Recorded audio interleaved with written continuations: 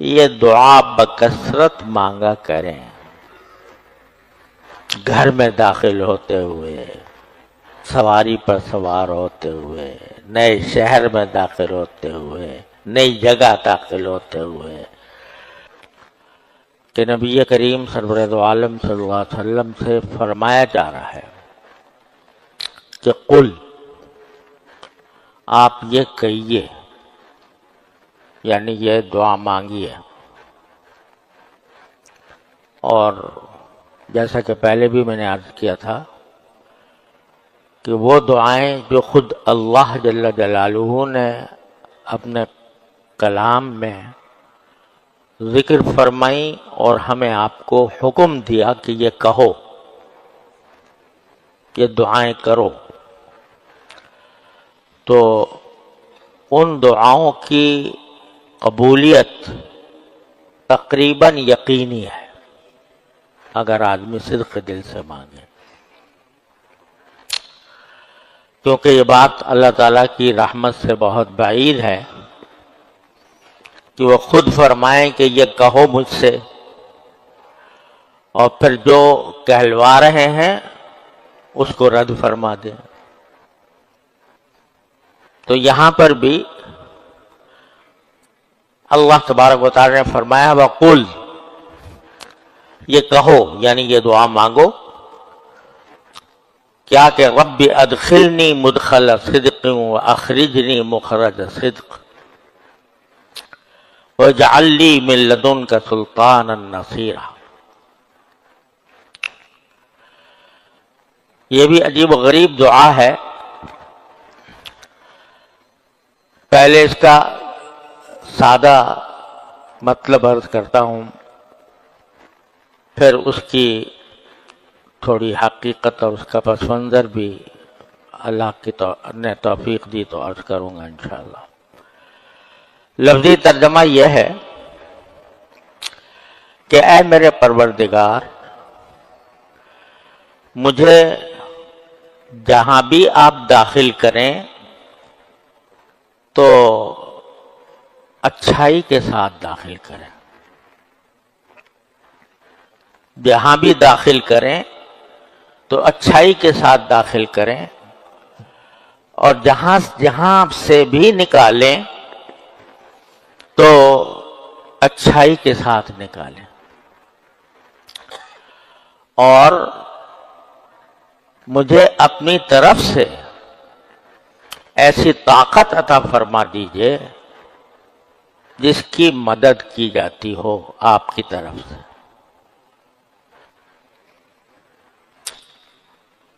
یعنی جہاں بھی میں داخل ہوں،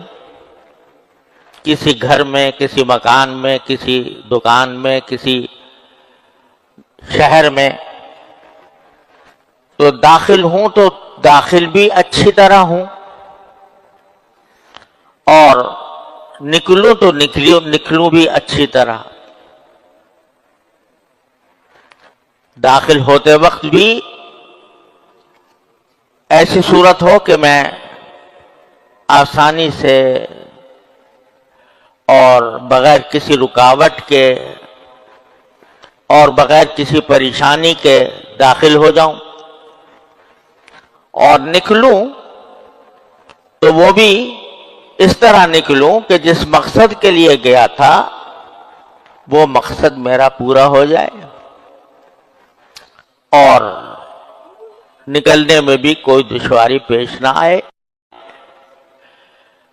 اور مجھے اپنی طرف سے اللہ ایسی طاقت عطا فرما دیجئے کہ جس کے ساتھ آپ کی مدد ہو. طاقت تو عطا ہو گئی، لیکن اگر آپ کی مدد نہیں ہے، اگر آپ کی طرف سے توفیق نہیں ہے اس طاقت کو صحیح استعمال کرنے کی، تو وہ طاقت بیکار ہے. لہذا ایسی طاقت عطا فرمائیے کہ جس کے ساتھ آپ کی مدد ہو. اس دعا کا ایک خاص پس منظر ہے، میں بعد میں عرض کروں گا، لیکن جو ظاہری مفہوم ہے وہ ایسا ہے کہ ہر انسان اپنی زندگی میں کہیں نہ کہیں داخل ہو رہا ہوتا ہے، کہیں نہ کہیں سے خارج ہو رہا ہوتا ہے۔ آدمی گھر میں داخل ہوا تو اس وقت بھی اس کو عافیت چاہیے، خیریت چاہیے، اچھائی چاہیے کہ جب گھر میں داخل ہو تو منظر اچھا نظر آئے، میرے گھر والے خوش خرم ہوں، عافیت سے ہوں۔ یہ چاہیے نہیں چاہیے جب آدمی گھر میں داخل ہو رہا ہو؟ جب گھر سے نکل رہا ہو اس وقت بھی اس کو عافیت چاہیے کہ نکلنے کے جب میں نکلوں، جس کام کے لیے نکل رہا ہوں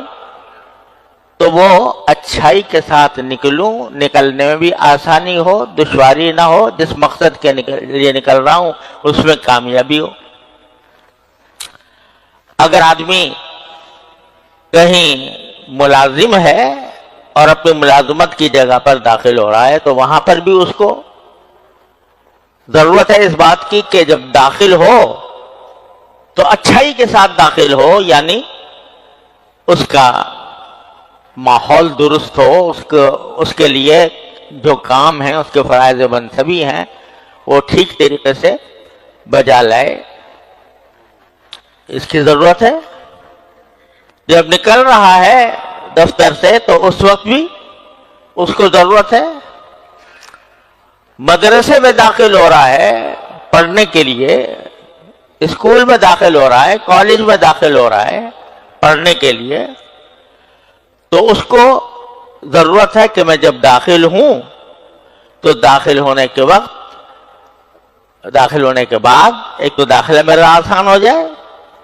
صحیح طریق پر جاؤں، صحیح وقت پہ جاؤں، اور جس مقصد کے لیے جا رہا ہوں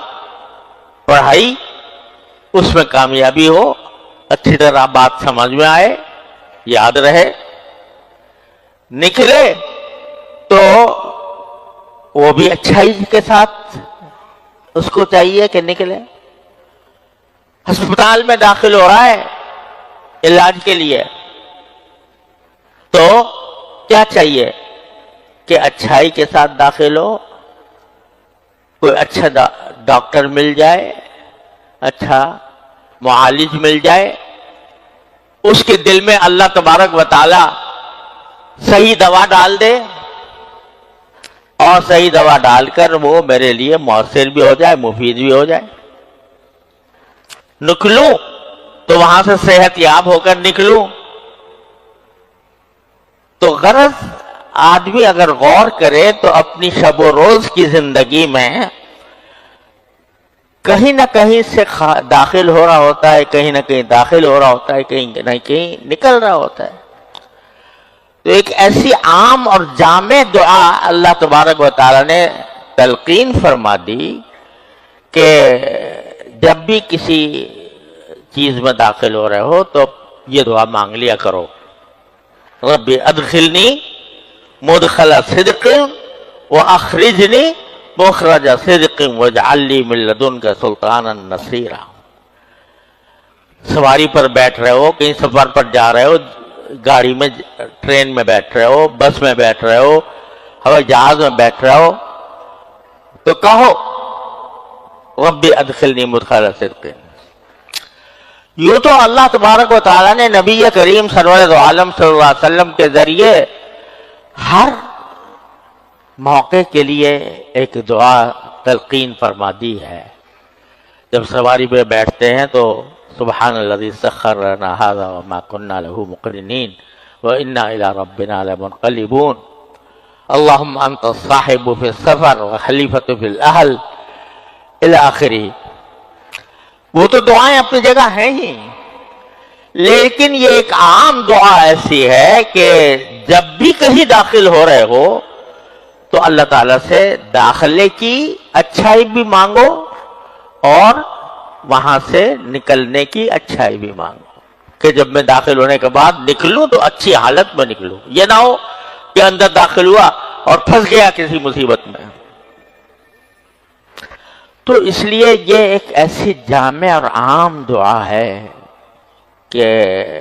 اس کو انسان کو اپنا وظیفہ بنانا چاہیے۔ سواری پہ سوار ہو رہا ہو تب کسی نئی جگہ پر جا رہا ہو تب، نئے شہر میں داخل ہو رہا ہو تب، کوئی نیا کام شروع کر رہا ہو تب،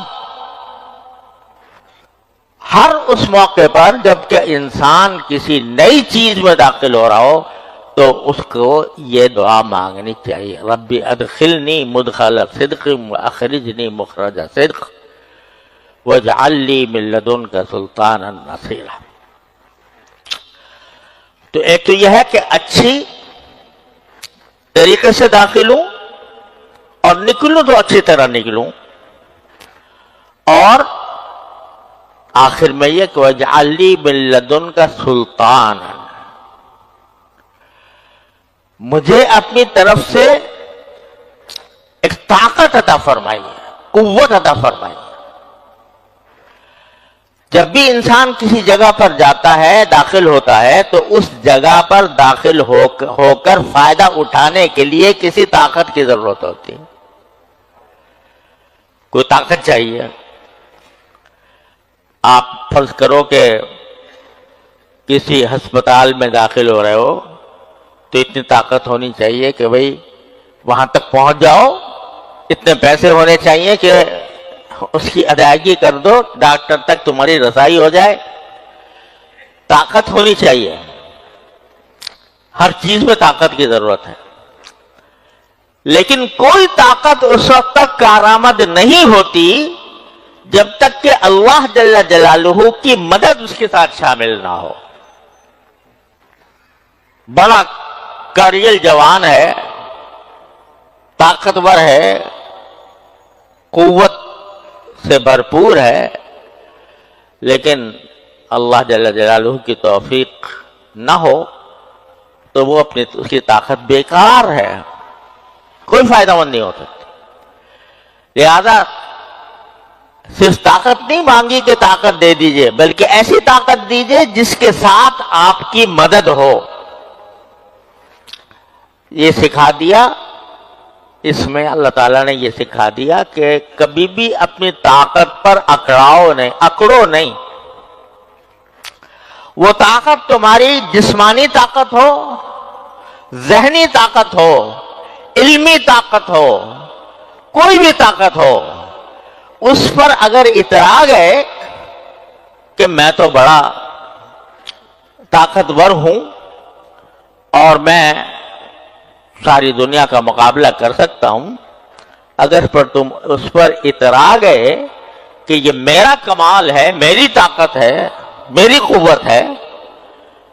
تو وہ قوت اور طاقت سب ہوا ہو جائے گی، اس وقت تک کارآمد نہیں جب تک کہ اللہ جل جلالہ کی مدد نہ ہو۔ یہ ہم طالب علموں کے لیے بھی بڑا عظیم سبق ہے کہ اگر ہم طالب علم، ہمیں کچھ اللہ نے استعداد دے دی ہے پڑھنے کی، لکھنے کی، مطالعہ کرنے کی، تو اگر اس پر گھمنڈ ہو گیا کہ میں پڑھا لکھا ہوں، میں تعلیم یافتہ ہوں، میں بڑا عالم ہوں، میں بڑا علامہ ہوں، اور اس گھمنڈ کے ساتھ تم نے اپنے استعداد کو استعمال کرنا شروع کیا، تو اللہ بچائے وہ اللہ تبارک و تعالیٰ کو بہت ناپسند ہے، اس کے ساتھ اللہ کی مدد نہیں ہوتی۔ پھر وہی علم انسان کو پتہ نہیں کہاں گمراہی کی وادیوں میں اٹھا کر لے جاتا ہے۔ اور اگر علم پر ناز نہ ہو، گھمنڈ نہ ہو، اور یہ استحضار دل میں ہو کہ جو کچھ ہے اللہ جل جلالہ کی عطا ہے، میرے پاس کوئی طاقت نہیں ہے، جب تک اللہ جل جلالہ کی مدد نہیں ہوگی اس وقت تک میرا یہ علم کارآمد نہیں ہوگا۔ ایسا شخص جب حق کی طلب میں، حق کی تلاش میں جب نکلتا ہے تو اس کو اپنے علم پر گمن نہیں ہوتا، اس کو رجوع اللہ کی توفیق ہوتی ہے، اس کو یہ توفیق ہوتی ہے کہ اللہ یہ مسئلہ میرے سامنے آ گیا ہے، اے اللہ آپ ہی اپنی رحمت سے مجھے حق کی ہدایت عطا فرمائیے، ارنا الحق حقا وارزقنا اتباعہ ارنا الباطل باطلا وارزقنا اجتنابہ۔ حضرت علامہ ابن تیمیہ رحمۃ اللہ علیہ بڑے درجے کے بڑے علماء میں سے تھے، ان کے علم کا کوئی انکار نہیں کر سکتا، اختلاف ان سے کیا جا سکتا ہے، لیکن ان کے علم میں کسی کو کوئی کلام نہیں۔ حضرت شاہ صاحب کی بارے میں نے اپنے والد ماجد رحمۃ اللہ علیہ سنا، حضرت علامہ انور شاہ صاحب کشمیر رحمۃ اللہ علیہ سے، کہ اتنا اونچا مقام ہے ان کا علم میں کہ اگر کوئی اس کی طرف اٹھا کر دیکھے تو بھی گر جائے، یہ فرماتے تھے، اتنا بڑا علامہ۔ لیکن جب کسی مسئلے کی تحقیق کی ضرورت ہوتی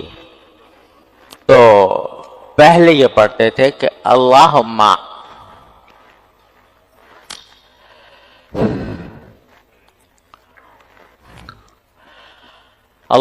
علمنی کما علمت جبرائیل علیہ السلام، کچھ ایسا جملہ ہے، یا اللہ مجھے ایسا علم عطا فرمائیے جیسے آپ نے جبریل امین علیہ السلام کو عطا فرمایا تھا، کہ ان کی ذریعے وحی نازل ہوتی تھی تو آپ ان کے ذریعے میرے دل پر ایسی بات نازل فرما دیں جو آپ کی رضا کے مطابق ہو۔ تو جس کو گھمنڈ ہوتا ہے وہ اس کو رضا اللہ کی بھی توفیق نہیں ہوتی، وہ تو اپنے علم پر ناز کر کے وہ چلتا ہے کہ مجھے سب آتا ہے اور سب میں نکال کے لے جاؤں گا، لیکن جس کو رجوع اللہ کی توفیق ہوتی ہے تو وہ ہوتا ہے سلطانا نصیرا، کہ وہ قوت ایسی ہے جس کے ساتھ اللہ جل جلالہ کی مدد ہے۔ تو عجیب دعا ہے یہ، رب ادخلنی مدخل صدق واخرجنی مخرج صدق واجعل لی من لدنک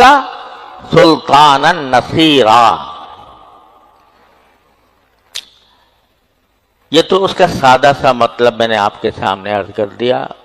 اور اصل مقصود یہی ہے کہ ہم اس دعا کو اپنا وظیفہ بنائیں، مختلف اپنی زندگی کے مراحل میں اس کو اپنا وظیفہ بنائیں۔ رب ادخلنی مدخل صدق واخرجنی مخرج صدق واجعل لی من لدنک سلطانا نصیرا۔